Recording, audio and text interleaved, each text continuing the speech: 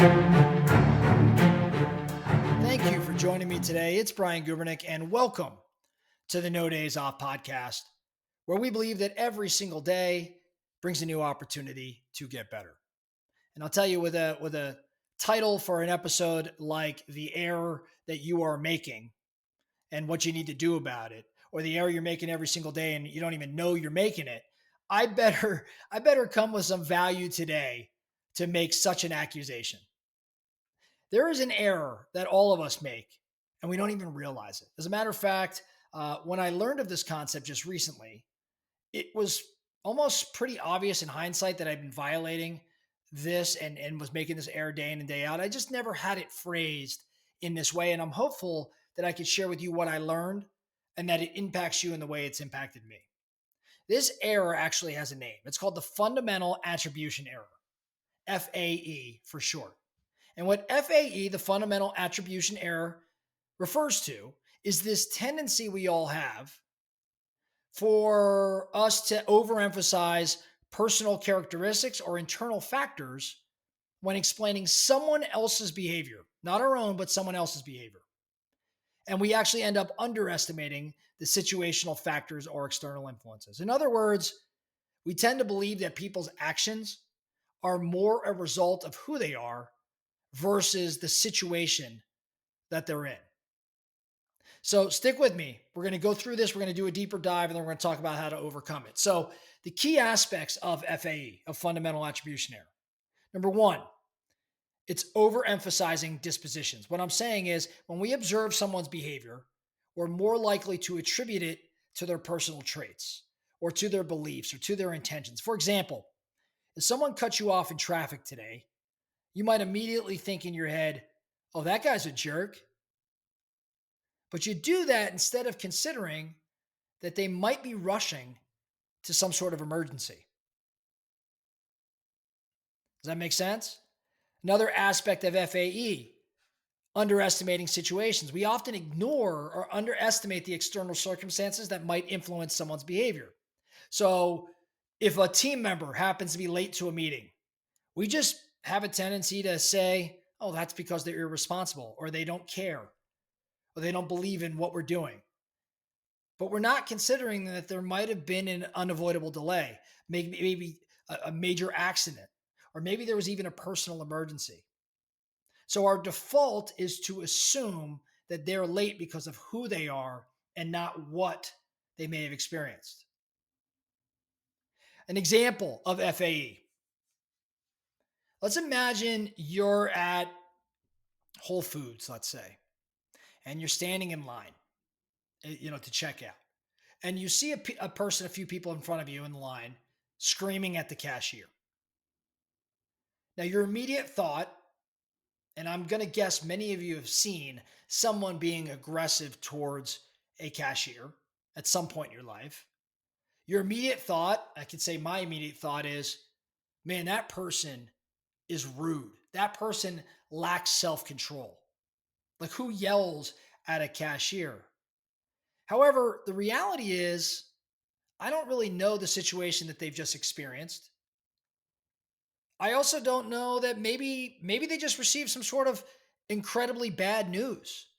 Maybe they've just had some insanely frustrating day. Now that doesn't justify the behavior, but it's not context I was considering when I immediately made that judgment that that person's rude or lacks self-control. So the error occurs when we jump to conclusions about the person's character without fully understanding the context of the situation. In other words, we think our worlds are incredibly complex, but we assume the worlds of others are actually relatively simple. I have all these other things going in my world, so I should be given grace. But it's point A to point B. It should be very linear. Like if you yell at someone, that means you're rude. Maybe it's just me. Maybe I'm guilty of this, but I'm going to guess there's probably a few of you that are listening right now that know exactly what I'm talking about. Now, why does it happen? Why does FAE, this fundamental attribution error, occur? I think it occurs for a couple different reasons. First, I think it's just this cognitive bias. It's easier and it's quicker, I think, for our brains to attribute behavior to some sort of internal trait or stable trait than to actually think about all of the variables, all the situational variables that might be at play. It's just a default behavior for us.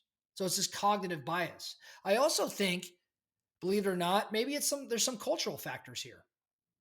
In individualistic cultures like the US, there's a stronger focus on personal responsibility and a stronger bit of what I would say is individual agency. And this can increase, in my opinion, the tendency to attribute behaviors to internal factors rather than to external situations.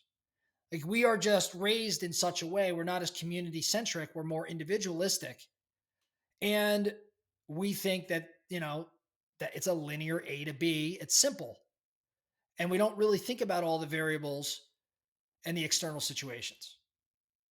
Lastly, I think that there's just this perception that we have, this vantage point that we have when we observe someone else and they are out there and exposed. We focus on them rather than the broader context of the circumstances. In other words, it's easier to just see that individual and come to conclusions when we observe them because we're not really seeing all of the broader context because it's not tangible, it's not physically observed. We can't think around broader context or circumstances because that's just not a default behavior for us. So the real crux, I think, of today's episode is if you're believing in all I'm saying around F.A.E. and you could see that maybe you're experiencing this challenge, I think that we probably should all aim to reduce F.A.E. a bit. How do we do that? Well, I don't know if there's any great action steps here. I think the biggest one is simply be aware. Now that you've heard what I said today, I want you to observe your behavior today or this week. And when you start making a judgment around, say, somebody, before you complete that judgment or that thought, pause and say, hey, what else could be going on here? So I think in reducing FAE, we're talking about perspective taking. So actively consider the external circumstances. So being active versus passive, like we've been to date, actively consider the external circumstances that might be influencing the behavior. And that might help in mitigating this bias. Also goes without saying, practicing empathy, understanding that others' behaviors might be driven by external pressures or external situations. Maybe that could lead to more balanced attribution, right? Like think about it as yourself. Like when you get into certain scenarios, you're like, well, I've got all of these variables. Well, just recognize that everybody else has them as well. Now, overcoming this FAE should certainly help you in life and it should help you in business. It should improve your personal relationships. It should improve decision making and leadership abilities and just business success. Improve relationships without question, right? Like if you think about it, especially with a significant other, it would cause you to pause. It should likely improve relationships because you'll be more empathetic or more understanding. It might really aid in resolving conflict, maybe because a conflict doesn't even start when you consider other variables. As a leader, you'll aim to or you'll start to foster maybe a slightly different work environment, or maybe you create more engagement from employees as a little as a byproduct, or maybe you just get more constructive feedback from your people. As a decision maker, it goes without saying, if you reduce your bias, there's great benefit there. And in terms of like just stronger client and customer relationships, you'll understand your customer behavior a bit more. Like judging customer behavior is an incredibly difficult thing, and we oftentimes default to probably some inaccurate judgments, which leads to maybe fall in trust. And I don't know, with clients and customers and relationships, we want to build long-term trust. We want to have this person in our world for a while. We want them to be a source of future business.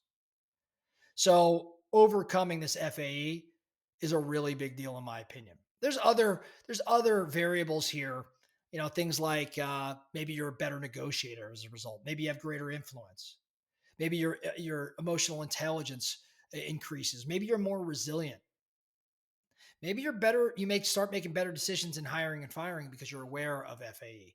Lots of lots of reasons to better understand this concept. But at the end of the day, and to wrap this up, I do believe this is an error every one of us is making each and every day. And if you don't believe me, just think about the next time you're yelling at a cashier. Hopefully you're not doing that. Or the next time, the public may perceive you in a certain way, but you know that's not what it should be. Have some empathy for others when they're in the like scenario. Make sense? That's all I have for you today, the No Days Off podcast. Thank you so much for listening. And remember, every single day brings a new opportunity to get better.